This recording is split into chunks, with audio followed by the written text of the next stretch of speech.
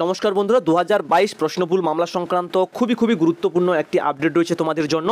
তো 2022-এর টেট পরীক্ষার ভিত্তিতে যে প্রশ্নভুল মামলাটি দায়ের করা হয়েছিল কলকাতা হাইকোর্টে, গতকালই কিন্তু এই মামলাটির শুনানি হয়েছে বিচারপতি রাজাশেখর মান্থার এজলাসে। তো সেখানে কি শুনানি হয়েছে, সেখান থেকে কি আপডেট উঠে এসেছে, সমস্ত কিছু আলোচনা করব এই ভিডিওটার মধ্য দিয়ে। তো কি নতুন মোড় এসছে এই মামলাটির উপর, সেটাও আলোচনা করব। সবাই নম্বর পাবে কিনা এটাও কিন্তু তোমাদের কাছে তুলে ধরার চেষ্টা করব। তো অবশ্যই পুরো ভিডিওটা দেখো, আর চ্যানেলে যদি তোমরা নতুন হয়ে থাকো চ্যানেলটিকে অবশ্যই কিন্তু সাবস্ক্রাইব করে দেবে, ঠিক আছে? তো বন্ধুরা, 2014 সালের টেট পরীক্ষা এবং 2017 সালের টেট পরীক্ষাতে দেখেছি আমরা প্রশ্নভুল পেয়েছিলাম। তো 2022-এও কিন্তু প্রশ্নভুল দেখা গেছে। প্রায় 24টা প্রশ্নের উপর ভিত্তি করেই কিন্তু এই প্রশ্নভুল মামলাটি দায়ের করা হয়েছে।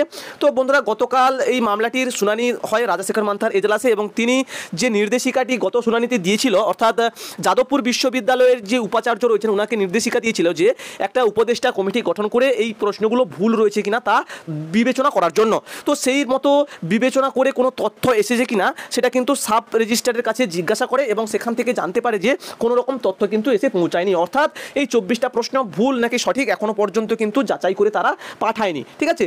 তো সেই কারণে এই মামলাটির কিন্তু তেমন আর শুনানি হয়নি, এবং পরবর্তীতে আমাদের যে পর্ষদের উকিল কিন্তু স্পষ্ট জানায় যে এই মামলাটি আমরা ডিভিশন বেঞ্চে চ্যালেঞ্জ জানিয়েছি। অর্থাৎ রাজাশেখর মান্থার যে রায়টা ছিল, অর্থাৎ যে নির্দেশিকাটি ছিল, সেই নির্দেশিকার উপর চ্যালেঞ্জ জানিয়ে ডিভিশন বেঞ্চে গেছে, এবং ডিভিশন বেঞ্চেও কিন্তু গতকাল শুনানি ছিল।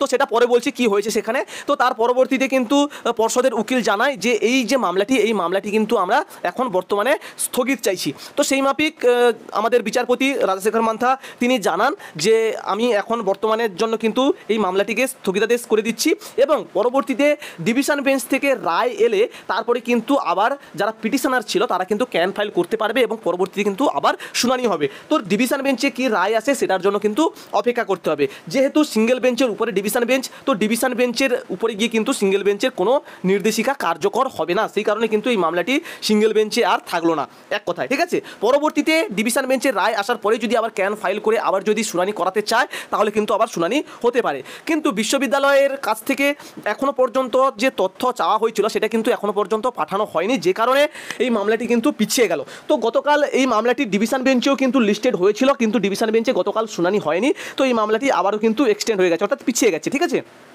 তো কবে নাগাদ এই মামলাটির শুনানি হয় অবশ্যই তোমাদের কাছে আলোচনা করব। অবশ্যই তোমরা আমার চ্যানেলে চোখ রাখবে, সমস্ত কিছু জানতে পারবে।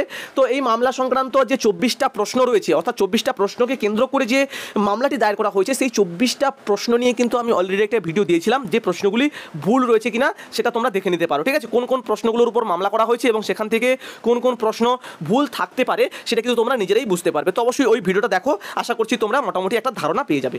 তো এবারে বলি, সবাই নাম্বার পাবে কিনা? সবাই নাম্বার অবশ্যই পাবে। যদি এই মামলাটির সার্বজনীনভাবে যদি রায় প্রদান করা হয় সবাই কিন্তু নাম্বারটা পাবে। যদি পিটিশনার ভিত্তিক এই মামলাটি হয়ে থাকে তাহলে কিন্তু 2014 সালের যে প্রশ্নভুল মামলাটি, সেই প্রশ্নভুল অর্থাৎ 1594 যে মামলাটি, সেই রকমভাবে পিটিশনাররা নাম্বার পেতে পারে যদি পিটিশনার ভিত্তিক হয়ে থাকে। যেমনটা গত তোমরা শুনানিতে দেখেছিল 9 এপ্রিল 2024-এ বিচারপতি রাজাশেখর মান্থা একটা নির্দেশিকা দিয়েছিল 2009-এর যে টেট পরীক্ষা, ঠিক আছে, সেই টেট পরীক্ষার ভিত্তিতে যারা চাকরি পাচ্ছিল না, বহুদিন ধরে কোর্টের দ্বারস্থ হয়েছিল, তাদের জন্য একটা নির্দেশিকা দিয়েছে যে 30 মার্চের মধ্যে যারা যারা রিট পিটিশন জমা করেছিল তারাই চাকরিটা পাবে, এবং তাদের অলরেডি কিন্তু অ্যাপয়েন্টমেন্ট লেটার কিন্তু দিয়ে দেওয়া হয়েছে, ঠিক আছে? তারা কিন্তু পেয়ে গেছে গতকাল। তো এই বিষয়টা নিয়ে বিস্তারিত আলোচনা করব পরবর্তী ভিডিওতে। তো আজকে মোটামুটি এইটুকুই। তো শুনানি হয়েছে, কিন্তু কোনো রকমভাবে তথ্য না আসার কারণে কিন্তু তেমনভাবে কোনো শুনানি করতে পারেনি। তো এই মামলাটি এখন বর্তমানে ডিভিশন বেঞ্চে গেছে, প্রশ্নভুল মামলাটি। তো সেখান থেকে কি আপডেট আসে অবশ্যই তোমাদের কাছে আলোচনা করব, কবে নাগাদ শুনানি হয় সমস্ত কিছু তোমাদের কাছে আলোচনা করব, ঠিক আছে? তো অবশ্যই চ্যানেলের সঙ্গে থাকবে। তো এর সঙ্গে সঙ্গে 2022-এ যে সমস্ত টেট পরীক্ষা দিয়ে বসে রয়েছে আগামী দিনে ইন্টারভিউর জন্য, তোমাদের জন্য যে পিডিএফ সেটটা তৈরি করেছিলাম, তোমরা কম বেশি প্রায় জানো, প্রায় 3000 মতো কোশ্চেন অ্যান্সার রয়েছে এই পিডিএফ সেটটার মধ্যে।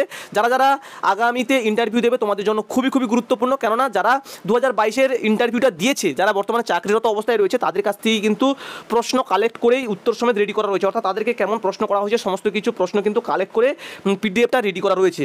তো এই পিডিএফ সেটটার মধ্যে সমস্ত রকম সাবজেক্ট ওয়াইজ কোশ্চেন কাছ থেকে শুরু করে তোমরা সমস্ত রকম সিচুয়েশনাল বেস কোশ্চেন কিন্তু তোমরা পেয়ে যাবে। তো যারা যারা পিডিএফ সেটটা পারচেস করেছে তারা উপকৃত হয়েছে। 2020-22 সেশনের অনেক ক্যান্ডিডেট কিন্তু বহু কমন এখান থেকে পেয়ে গেছে। তো তোমরাও পাবে এইটুকু আশা রাখছি। 3000 প্রশ্ন তোমরা ইনস্ট্যান্ট পেয়ে যাবে এবং পরবর্তীতে আরও প্রশ্ন উত্তর কিন্তু প্রোভাইড করা হবে, তার সঙ্গে সঙ্গে ডেমো ক্লাসও কিন্তু তোমাদেরকে দেওয়া হবে, ঠিক আছে। তো যদি তোমরা পারচেস করতে চাও স্ক্রিনে দেওয়া নাম্বারে যোগাযোগ করো, মূল্যটা মাত্র 399 টাকা।